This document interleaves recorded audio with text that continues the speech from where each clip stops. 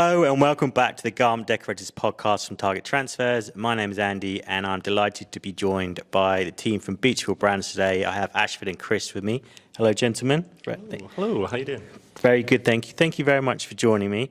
So for those of you who are not familiar with Beechfield Brands, they are here as part of the Headwear Live event that we're putting on together, but they are also the main distributor or main company behind hats and bags and accessories in the UK and Europe. So anything above and beyond t-shirts and hoodies that we normally talk about, these are the go-to people. So thank you very much for joining us today and for joining us for Headwear Live. It's really appreciated. It's great to have you all here, and we are so pleased to have you here because we're so used to using your products all the time. I know whenever we're doing videos on bags and hats, we're always, asking you guys for hats and bags to help us out because we know that they're the best quality. But I really wanted to have you on today to give everyone that watches and listens a little bit more of an idea about who Beechfield are, a bit of the story behind what you do, and perhaps give us some insight into some ideas for decorators that are thinking about getting into bags and hats and accessories. So can you tell us a little bit about how Beechfield got started and some of the products that you can offer? Yeah, so Beechfield originally started as a headwear company only, in around 1994-95. Around 10-15 styles. Some of those styles are still going today. Quite quickly, the owner realised that there was much more than just headwear. Yeah. So, we began to develop some cotton styles originally. So Westwood Mill was born, and then realised there's more opportunities in sportswear and workwear. So bag base and quadra was kind of quickly born, within the first 5 years of Beechfield. Yeah. So Beechfield Brands became the company to be in terms of accessories. So, to me, Beechfield Brands is going to be an eye-opener for everyone, especially if everyone attends Headwear Live and everyone that's watching today, and we often talk about when you go into shops and you look at t-shirts and you're like, yep, that's Bella Canvas or that's Ordis. Yeah. You immediately know, I know how much this costs and I know if it's good or quality or not. Yeah. And if you're a snob like myself and Molly, you're like, I'm not buying that because that's the cheaper version. Yeah. But for me, a lot of your products are the same. Like that, once you start to get to know hats now and bags, you mentioned Westwood Mill, there's so many tote bags that you see everywhere, and you look into the inside of that, and you'll see the Westwood Mill tag, and you're like, oh, and you'll start to familiarise yourself with your products that way. Yeah. So many blank hats that are out there are a Beechfield brand hat that's been rebranded. So many of your bags I see all over the internet and at pop-up events, and they're just being very cleverly rebadged and rebranded. Yeah, I think the accessibility of our products and the availability and the range just really lends itself to decoration. Yeah. And printing in particular. So there's just lots of options and different varied versions you can do to our products. I think that's really important because, and everyone that's listening start to realise this as they get into hats and bags, and they start to understand them. You realise they're not just here's a hat that you could brand. It's here's a hat that's been designed to be branded. Yes. And likewise with the bags, in the same way that you might expect a hoodie or a jacket to have secret areas that you looks like it's part of the design. Yeah. Always meant to be like that, but actually it's very specifically built to be designed to leverage, isn't it? Yeah, I mean, one of our kind of core values is design for decoration. Yeah. So when the design team are developing products, it's got to look nice, it's got to be functional, it's got to be long-lasting and durable. Yeah. But then also, how to make it easier to decorate.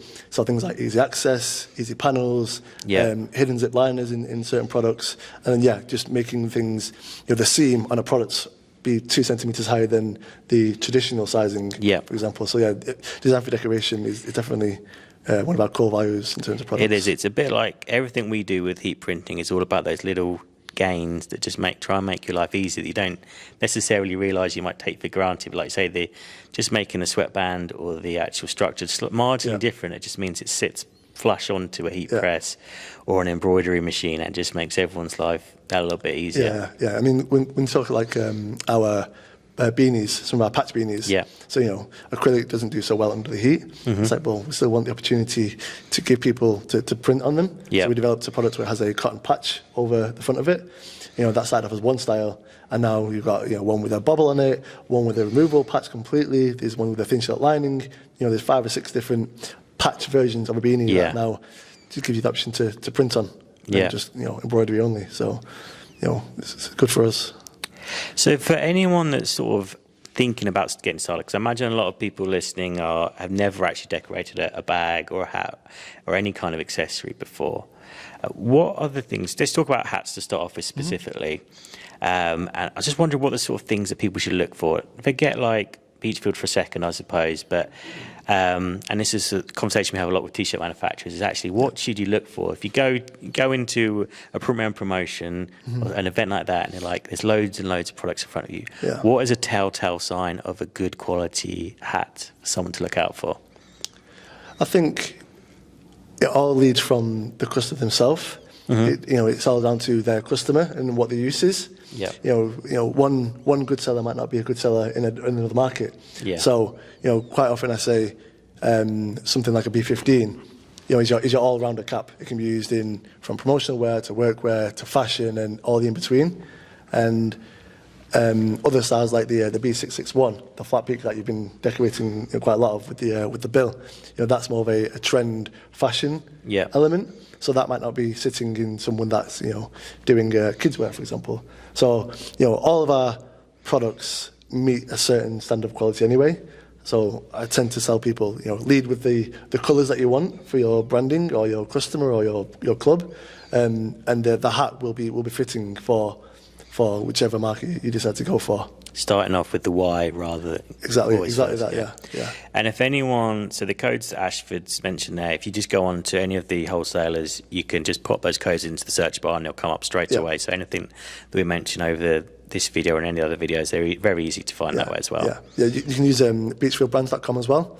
The search bar function on there is really, really intuitive. So you can type in things like purple cap or green bag or orange scarf, for example. It'll just bring up all the products, pertaining to your search. So it just makes it so much easier to find things. And thinking about the UK market, are there any particular hat styles that you see to tend to be more popular than others? We're finding that truckers are still very relevant. We kind of brought in more truckers 4 or 5 years ago, more kind of streamlined, more fitted versions of a trucker than a traditional kind of white panel, relatively high build. So truck is still relevant. We have organic versions now. We have ones with recycled polyester content as well. So we're really focusing on introducing more ethically sound styles. So more organics and more recycled in headwear as well as the other brands. And when you say trucker, just because this is something I didn't quite take on board at first, is that it's not, like you say, it's not just the ones with the white panel. You're not just referring to something like an American trucker would wear. You're talking it's a particular. So how would you describe the style of a trucker for anyone that's unfamiliar? A trucker is a cap that has a mesh back, essentially, a mesh back, and quite often with a snapback closure. So it's the one that the bubbles on it rather than a clip or a rip strip. And the peaks are usually curved as well. So curved peak, mesh back, and then the panelling is can be a 6-panel or 5-panel. But the mesh back and the curved peak is usually the two telltale signs for a trucker cap. Usually referred to trucker mesh cap. Sometimes. Okay, that's really helpful, because that was the thing. Like I said, I made that mistake when you said, I think we should do. I've got loads of trucker hats I should feature at the event, and I was thinking, I'm a bit surprised that. It's like snapbacks as well. People refer snapback as the classic kind of high build, flat peak kind of wrapper style cap, but actually a snapback is a type of closure, not the actual style of cap. So that's another thing that's interesting. It's the closure, not the actual style of the cap. And I guess this is a kind of question for you both, because I know that obviously, Ashford, you've been with Beechfield for a little while now, and Chris, you're relative. It's been a year. I guess it's been the best part of a year or so, is it? So I was just wondering for you, Ashford, what was the sort of last few years? Have you seen like a kind of evolution in the UK? And then for you, Chris, was like, what is the first things you noticed once you joined Beechfield, and how you found the hat market? I think the evolution is, it's not just promotional wear. It's not just your typical, single block coloured cap in 35 colours. We're able to design specific caps for specific markets and trends and customers. I think that has probably been one of the biggest telltale signs, is creating much more varied styles, more variability, more options. and yeah, just trying to create something for everyone, not just a single block colour cap. How about yourself, Chris? When you first, as a kind of, I know that you have a fashion background and it's not new to you, but what would you say as a kind of like someone who's newer to the hat decorating market? What's things that you've noticed that particularly surprised you or stood out? I think companies are just trying to expand their own kind of branding. It was all just very much about like t-shirts and polo shirts, but you bring hats and caps into it, and they're a lot more, people can decorate them a lot easier nowadays. You've got a lot of evolving technologies when it comes to it, so I think people are just a lot more willing to expand into branding their own hats and caps and things like that. And because to me, it's quite similar to the way that the workwear market has grown and evolved. So, for instance, when we say workwear, it's a bit like a truck hat. It could mean anything, obviously. Yeah. A workwear for me is anything that is someone who goes to work with the branding on them. Mm-hmm. But even in the more kind of like traditional like workwear on a building site, the emphasis on style has changed quite a bit, especially over the last sort of 5 years when everyone wants things to fit nice and look nice. But and as hats have started to become part of that workwear set of things that you would give to a new employee or a day-to-day employee.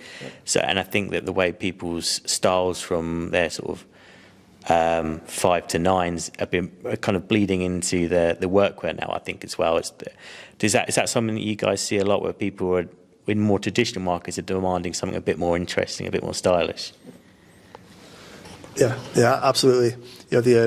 What was your workwear, jackets, blazer, shoes, trousers, that kind of doesn't really exist as much as it used to. So it's much more relaxed, much more kind of comfortable, and people are being more kind of fashion conscious as well. Yeah.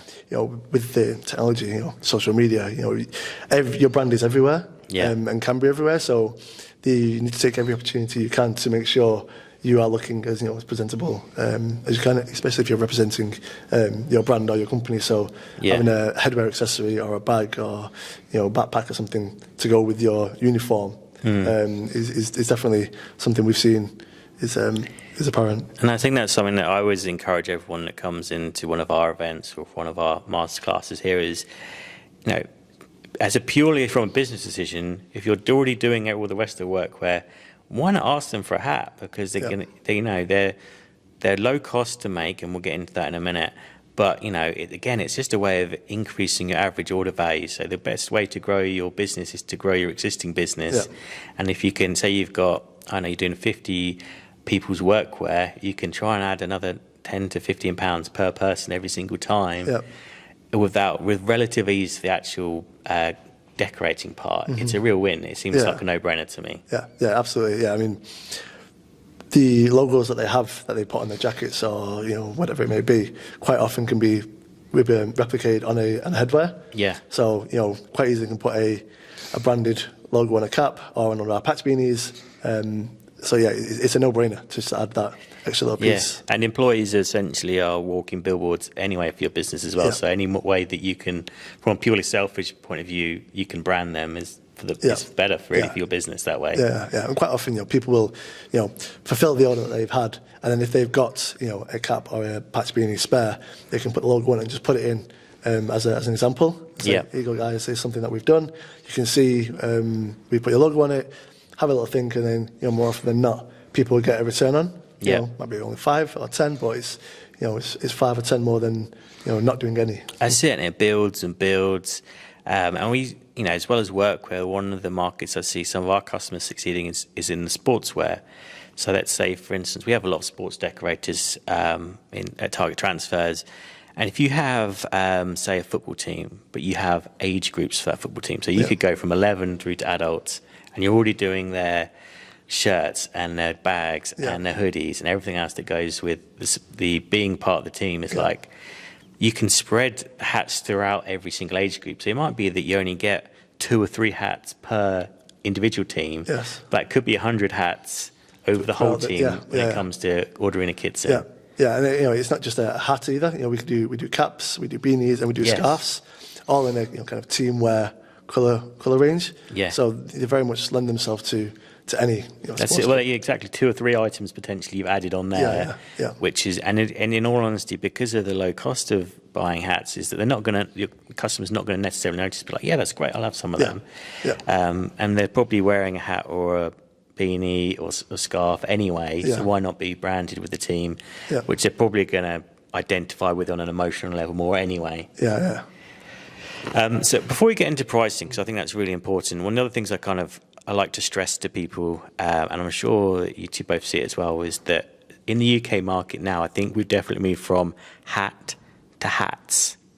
And so what I mean is that someone's wardrobe is not just hat singular. It's not just I have a baseball cap in the summer and a beanie or a bobble hat in the winter. It's like, I might have 3 or 4 hats for every season now, because it's become part of fashion and day-to-day wearing. And again, we cater to that many different markets. Across Beechfield, we've got around 200 different styles. So, caps, beanies, scarves, gloves, all sorts of, headwear, accessories. On Monday, you're going playing football, so you need to put a beanie on to keep yourself warm. On Wednesday, you're going for a run, you can wear a technical running cap. And then Friday, you've got a sportsman's dinner. So you can wear something more formal, like one of our Gatsby hats or something. So we've got a varied range for all markets. So for someone who's first starting, obviously the thing you mentioned earlier is really important. Is actually start off with who your customer types are. So it's very important to try and segment your customers and try and match the hat to them. Because like I said, there's hundreds of possibilities, but that doesn't mean you should sell every single one of your hats, because that would be foolish and you'd be distracting. But the great thing is you can buy pretty much one of every single hat pretty much from everywhere. Is that right? I think, isn't it? So we've got 4 customers in the UK, and they all stock our full range. So you can just buy one or a million. Please buy a million. It's completely up to you guys. So do you two have any favourite hats? If you're going to a show, or you've got a hat from you've borrowed because you like that, which are your 2 favourite styles of the Beechfield hats? So I have 3. Okay. So from a fashion perspective, I like the B646. It's a trucker mesh cap, 6-panel. I like the way it fits on my head and the shaping of it. And I also tried out the new B70R as an alternative. Same shaping, same styling, except it's got recycled polyester on the front. So from a fashion point of view, from a running point of view, when I used to run, I used to use one of the technical running caps. Great fitting, and it has a great sweatband on there as well. So, when you're running and you're getting hot, you don't want the kind of sweat running down into your face. So one of the technical running caps is good. And then the B45 is a classic all-rounder. For use for all occasions, even all seasons. We see people wearing it as a trend beanie in the summer, not just as a to keep your ears warm. They're kind of my 3 that I go for. How about you, Chris? I like wearing a beanie. I'd wear a beanie all year if I could. I think I have a new patch beanie, the fashion beanie, the 442R. I think it's such like a nice, stylish knit. I think compared to like our other patch beanies, which are very like workwear related or like school related. I think the B442R, it's very fashion led. And so it's got the nice contrast patch. Really lovely knit. I think add a smart logo onto that. It's super smart. We were having a play around with some of the products before in the build up to this event, and I would say it definitely has a real premium finish to that one. All of your products do, and that's why we work with you. But there's something about the. I don't know if it's thicker than knit on it or something, but it's kind of like or deeper or something. I'm not quite sure how would you describe the knit of a beanie? Is there a technical term for the way that it sits or the way it works? For us novices, it depends which beanie. Okay, people ask me. That's okay. Well, this is good, because we always say that it's good to be nerdy about stuff, and we're here to be nerdy about hats and bags. So give us the nerdy detail on it. Well, things like the B45, for example. You'll notice that it has no seams. That's a tubular knit. Okay. So it's kind of sewn like a sock. Right. And then it's pulled inside out and then sewn at the top. So you have like the 4 darts. Yeah. So you have like a really nice, seamless, soft finish. Other things like Chris was mentioning, it's either a single stitch or a double stitch. I'm not sure the exact technical details, but essentially if you look at the beanie and the ribs, you'll notice a stitch running down it or across it.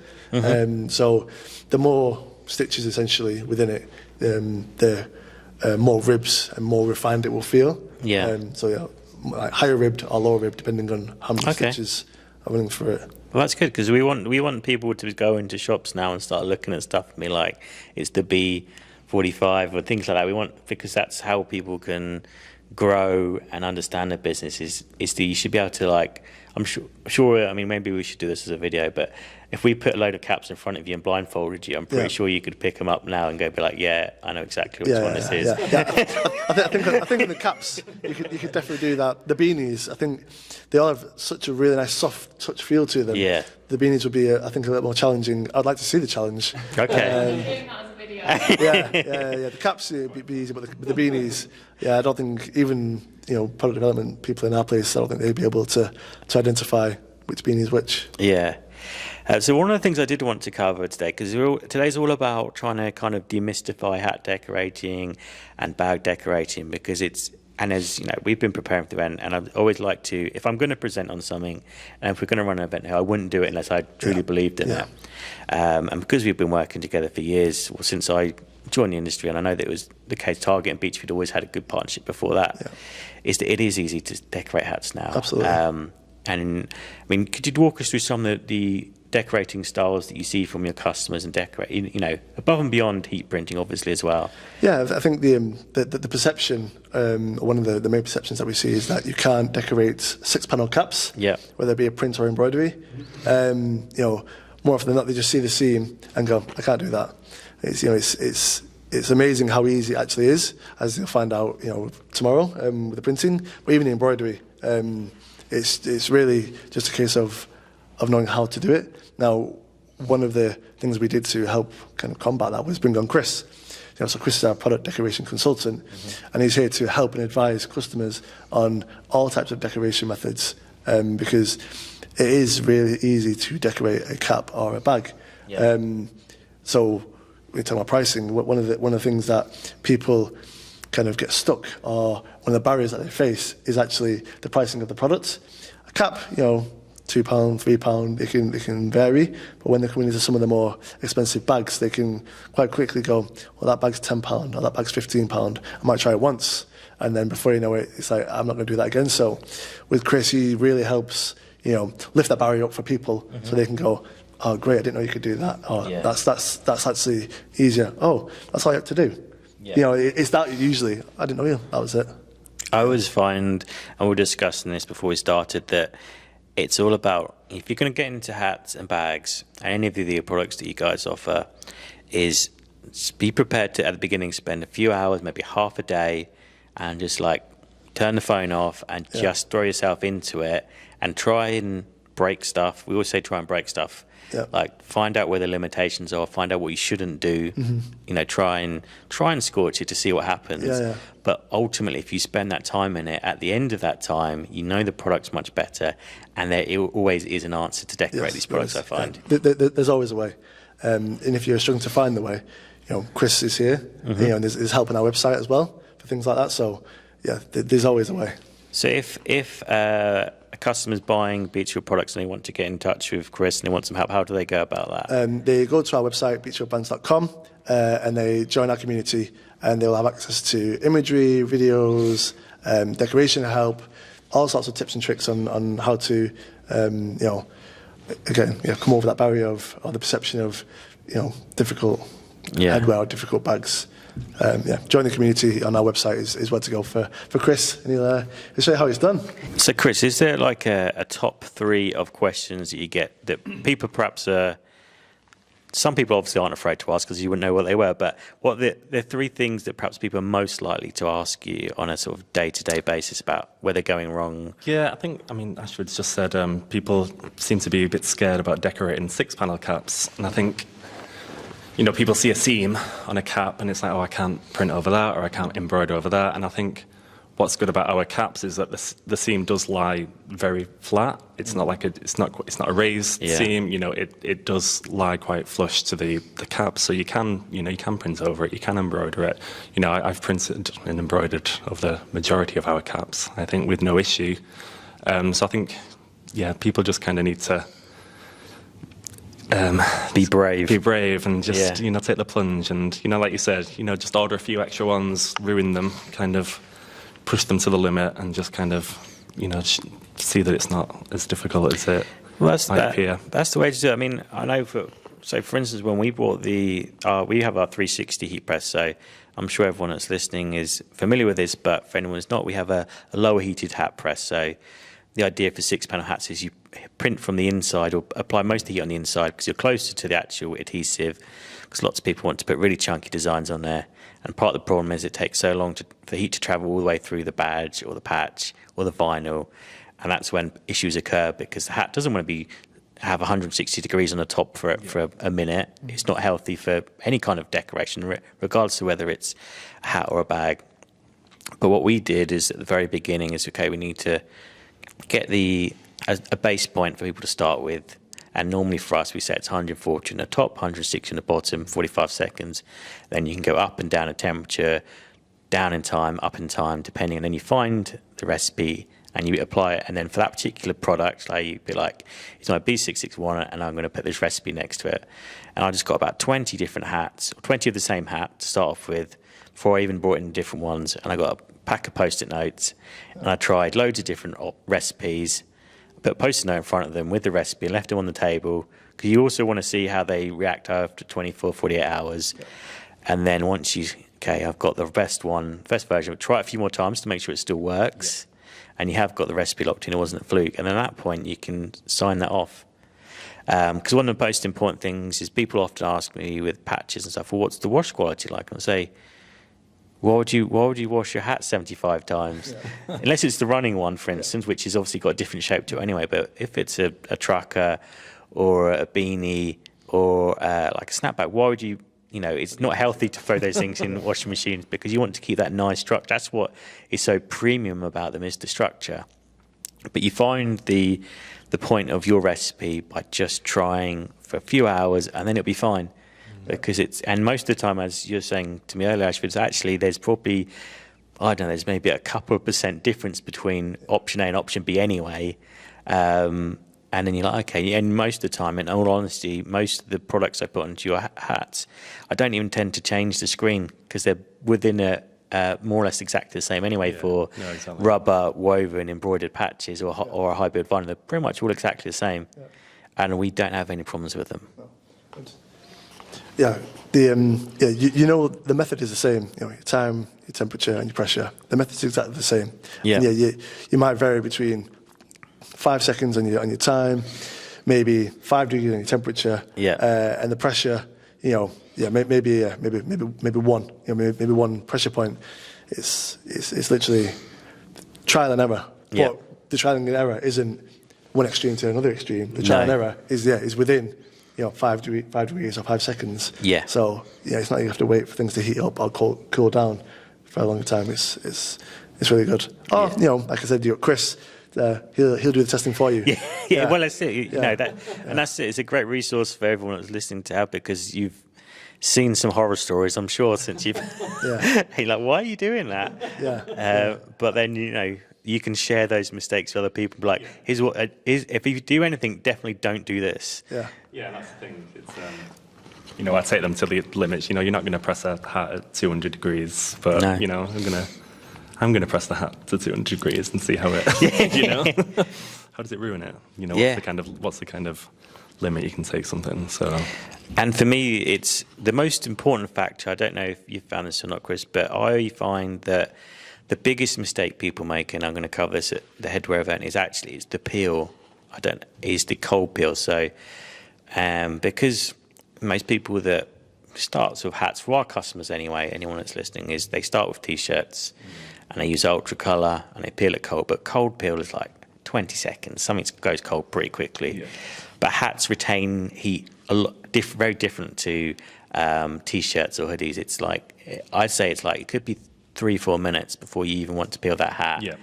Because it's, I don't know, it's just the material type and it's the structure, I think, as well.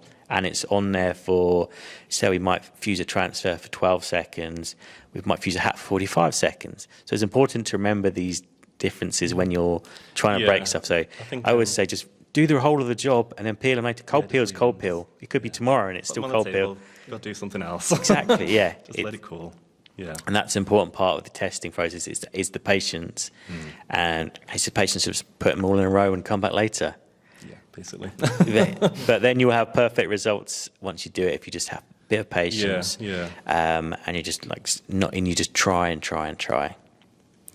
So one of the things that I do get asked a lot, and hopefully you two can both help with this, is comes down to pricing. So one of the things that is very easy, if anyone that has an account with any of the main 4 wholesalers, hat pricing is very cheap. I mean, the cost of these very high quality hats are sort of like start off around £2, and a lot of the hat types are kind of £2 to £3 covers it.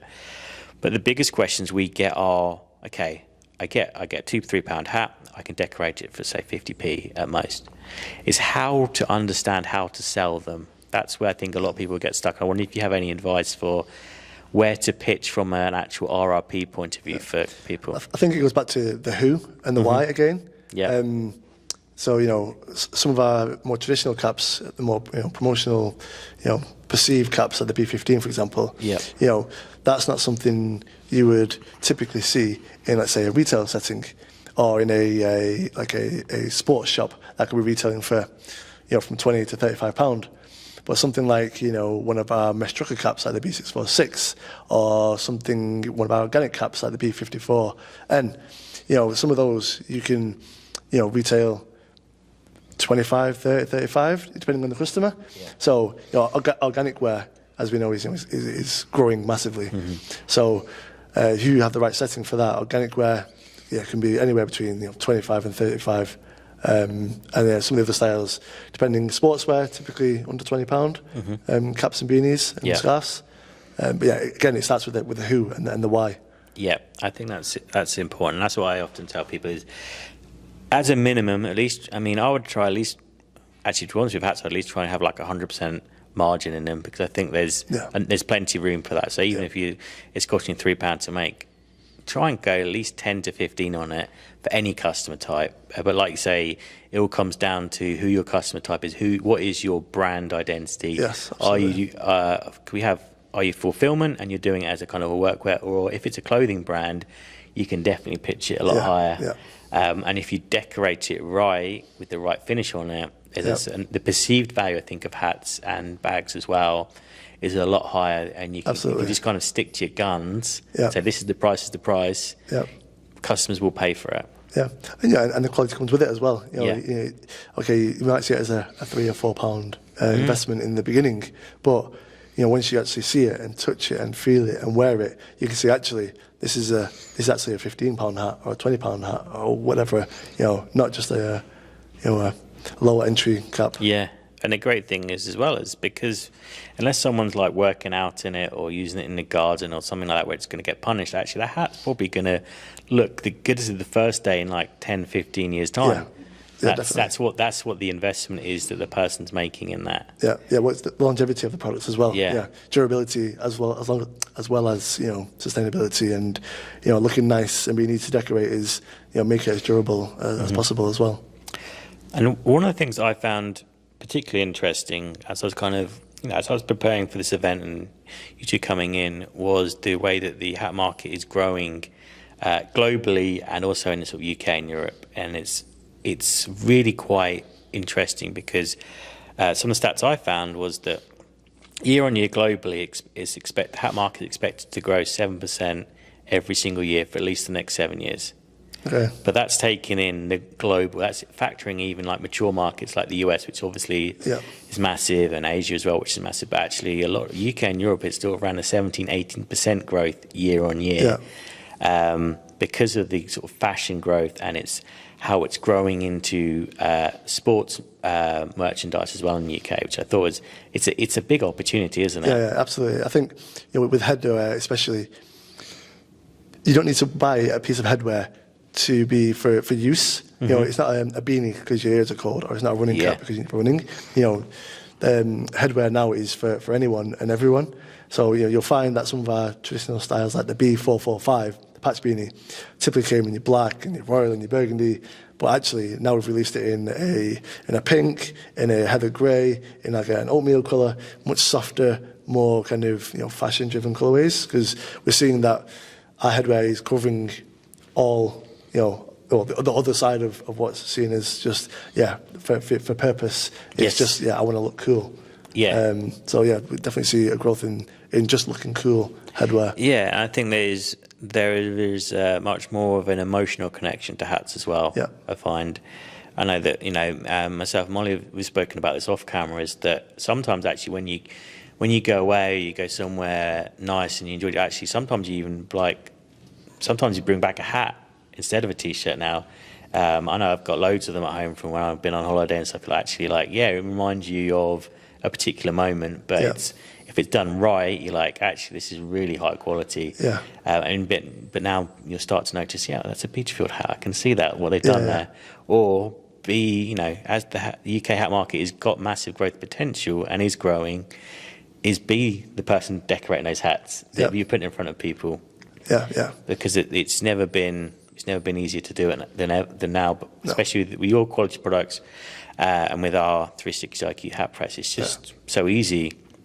We're finding a lot of customers having them next to their heat press because it's an auto open and it's once you put it on, you can leave it for 45 seconds. It's actually it's not even like you have to hire an additional operator. No, exactly. It's like it's an extension of your operators already. So it's the variability and the different options we have in headwear is like I said, we've got about 200 different styles in headwear. So you're doing some sportswear, a sports cap. You're doing a organic recycled brand with clothing. You can buy some organic or recycled headwear. There's something for everyone, and there's more and more being added all the time. Yeah. So we've kind of covered quite a lot of how to get started and where to get what, and ultimately the short answer is talk to you two, go to beechfieldbrands.com and get involved.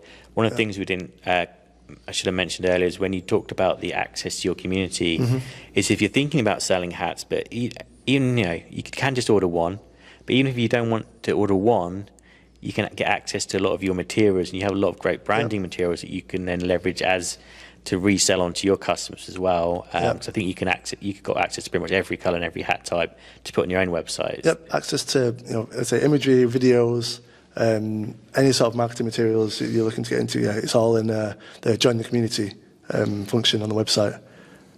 And now kind of thinking from the point of view of people that perhaps might be already using Beechfield products or Bag Base or Quadra, what are the new products that are new at the moment? I know you've got a few new styles that you're going to talk to everyone that's attending tomorrow about. Well, what should people that are already in the hat game, already doing great business, what's next, and what are you two excited about new products that are available? I think colours is one of the big things we've focused on. So we've introduced more retail-driven colourways. So things like terracotta, walnuts. So colourways you might often see in retail. Not so much in the this kind of textile industry that we're typically in. So definitely softer, more neutral colours. Olive greens and sands and desert sands and oatmeal and stuff.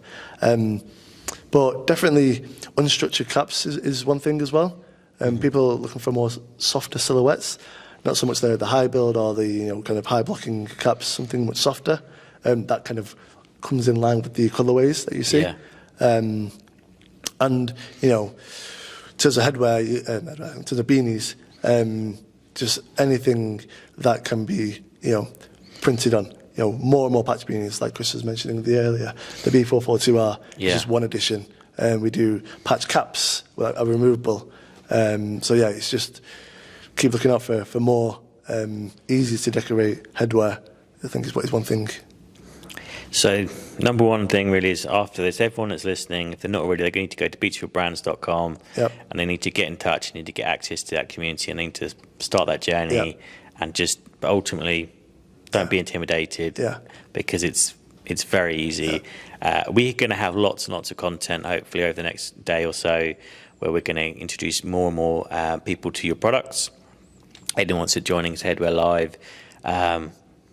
Unfortunately, if you haven't attended, you can have to wait till next year to get see that stuff. But you are often out and about anyway at different trade shows and events, so it's very easy to come and find you and get hands-on with it and kind of understand the hats and products as well. So just make sure you're involved in that community, and you make sure you are subscribed to our YouTube channel, because there's going to be lots of videos. We have lots of products available to demonstrate on, and Molly's going to be putting together lots of great videos on this. So I'd like to thank you both for joining us for the podcast today. Really appreciated that insight into the hat market and the bag market.